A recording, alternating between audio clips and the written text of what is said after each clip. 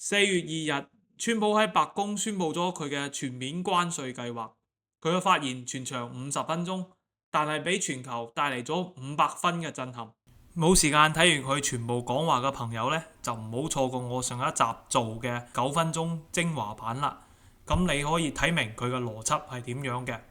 但係就喺佢嘅發言冇幾耐之後，有人發現美國全面關稅呢種咁樣可以影響人類社會嘅大事，每個國家嘅關稅稅率呢，只係需要一個非常之簡單，連小學雞都明白嘅公式呢，就可以計算出嚟。咁係咪真嘅呢？歡迎嚟到不左不右。今日我哋就聚焦喺呢個稅率嘅計算上面。喺發言上面呢，川普攞住前30名嘅關稅名單呢，就係等人睇到呢係目不暇接嘅。後嚟呢，白宮呢就公布咗針對全部國家嘅具體數字。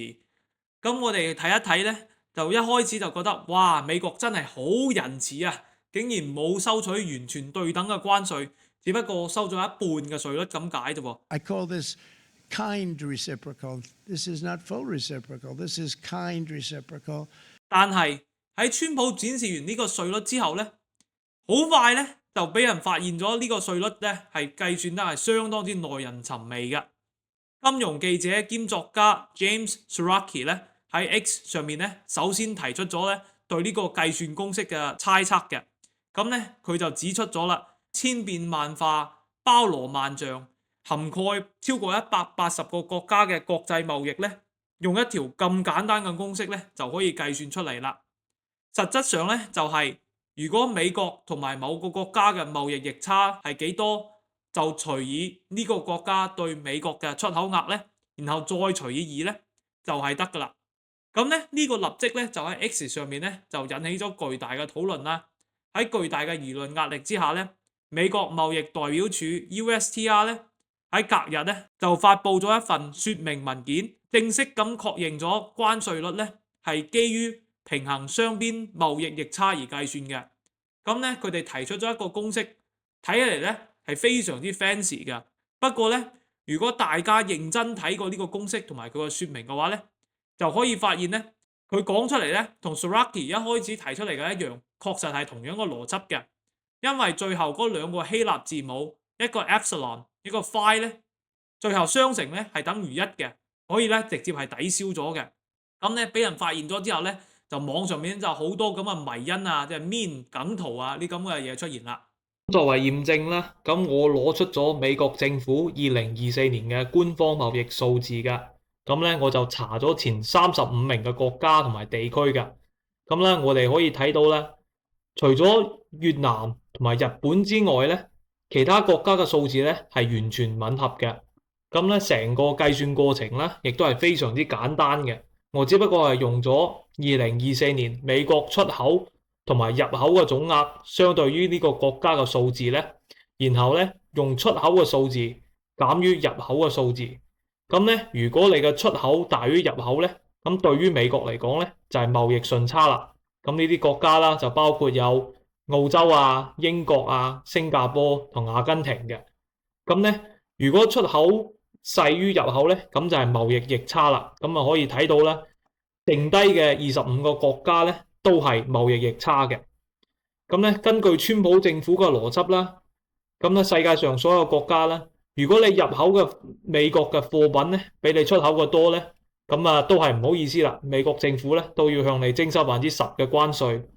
咁咧，如果你對美國入口嘅貨品咧比你出口嘅少咧，咁咧但係呢個比例再除以2咧係少於20%嘅話咧，咁美國咧都係會同你徵收10%嘅關稅嘅。咁呢度咧就係紐西蘭同埋厄瓜多爾噶。咁啦，剩低嘅國家咧，佢嘅比例咧就會超過20%。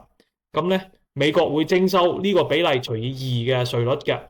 咁咧，中國咧就係從67%啦，就除以2就約等於34啦。歐盟咧就39啦，就除以2約等於20啦。咁越南、台灣啊都係如此類推嘅。如果你中意我嘅評論同埋節目嘅話呢，咁就請大家關注、點讚、留言同埋分享啦。呢啲可能係一件順手嘅事，但係你嘅行為呢，對於我哋呢啲小 channel 呢係幫助好大嘅。咁樣呢，先可以幫助我哋節目呢俾更多人睇到嘅。咁希望大家支持啦。咁啊，翻嚟我哋嘅話題咧，頭先我哋可以計出嚟之後咧，發現咧，川普政府嘅計算咧，真係流民嘅邏輯㗎。咁如果佢真係想做到話相互關稅嘅話咧，正確嘅做法咧係應該用一個合理嘅方式咧嚟衡量每一個國家喺唔同嘅入口商品咧計算出嚟嘅關稅同埋貨幣性嘅限制嘅。咁咧可以包括有唔同嘅貨幣操控啊，同埋貿易堡壘嘅。咁然後咧，你可以用一個新嘅公式，或者就係話按照每一個唔同行業咧嚟徵收對等嘅關稅嘅。咁咧1月20號嘅時候咧，川普就職當日就已經簽署咗一份行政令嘅。咁咧明確就要求咧佢嘅內閣咧對美國同埋各國嘅貿易情況咧進行全面嘅評估嘅。咁咧為咗調查美國長期以嚟存在嘅貿易赤字嘅問題同埋原因嘅。咁咧當時咧所有人都認為咧咁樣嘅計算咧會有更科學嘅方法可以算出嚟啊，但係咧顯然咧就唔係咁樣啦。但係話翻轉頭，計算嘅公式呢個方法係咪公平，係咪公正，究竟重唔重要咧？咁咧好遺憾嘅係咧，對於美國政府嚟講咧並唔重要嘅。咁咧喺差唔多2個月之前啦，咁我做嘅第一期節目咧。就係講咧，當時嘅川普咧表示咧，佢遲早咧要徵收全面嘅關稅嘅。咁咧，我當時咧就話咧，川普咧係非常之擅長極限施壓戰術嘅。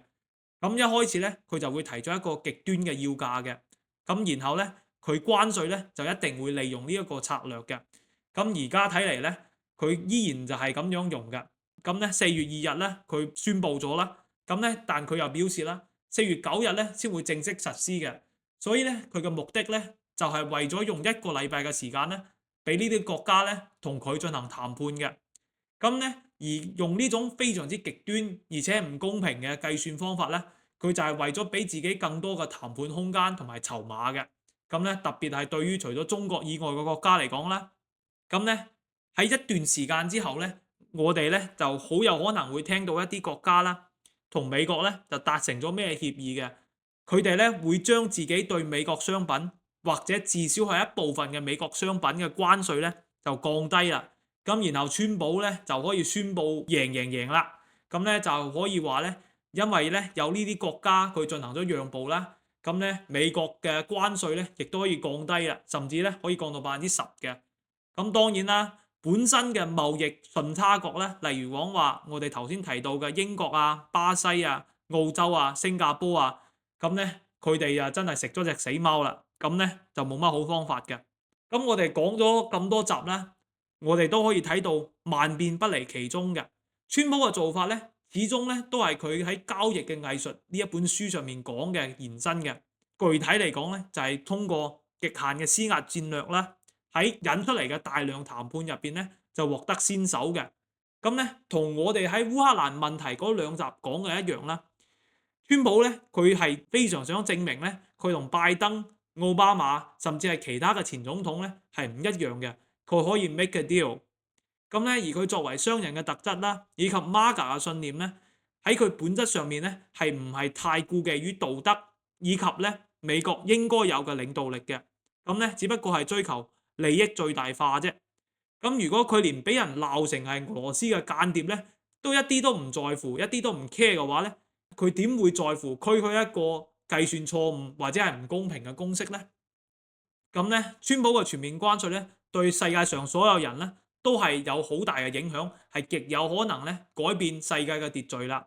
咁咧，我後面咧就一定會持續關注，俾大家帶嚟全面但係中立嘅分析嘅。咁啦，就請大家鎖定不左不右，點讚、評論、關注、分享啦。呢集節目嘅時間就差唔多啦，下集再會。